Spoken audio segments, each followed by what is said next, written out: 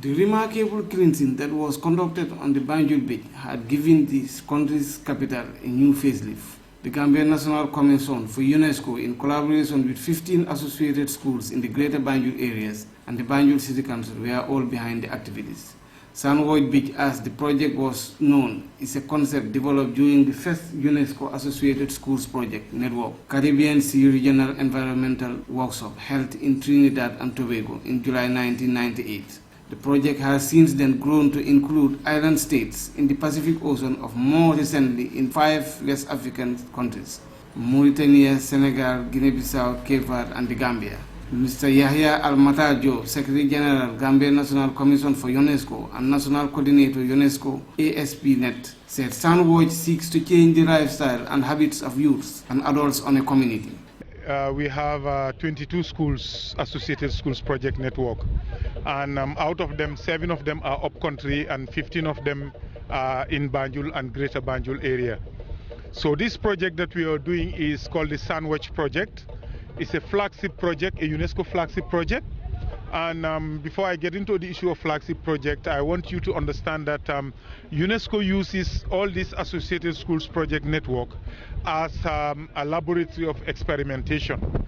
And any ideas that come on the way into UNESCO, on the side of UNESCO pertaining to education, all what they do is they send it to the Associated Schools Project Network to test it as a laboratory. And if it succeeds, then they can disseminate it to the rest of the world.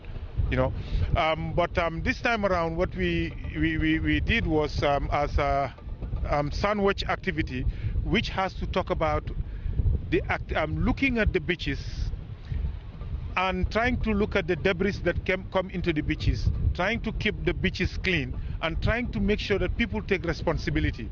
This, he said, develop awareness of the fragile nature of the marine and coastal environment and the need to use it wisely. He stated that UNESCO has initiated a long-term goal to have sandwich activities integrated in the school curriculum so that it becomes a flagship project in this decade of education for sustainable development, 2005 to 2014 and post-2015. He said the initiative was to develop sustainable approaches to address the problems and conflicts facing our beaches. The Banjul City Council PRO, Mr. Panjai, expressed satisfaction on the turnout.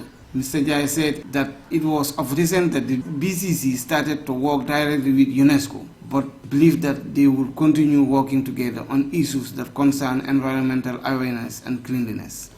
We have target groups that we could always tap on. So it's about getting information to them at the appropriate time, and they consume the information. That is always a form of motivation, because they know that we are here to ensure that development is our priority, and cleaning the beach is part of sanitizing the environment. SR5, the Councillor for Portuguese Town Ward in Banjul, said the response shown by the women through this call was a clear manifestation from the BCC leadership. He said the women groups that form the nucleus of the council will always turn up to any call made by the leadership.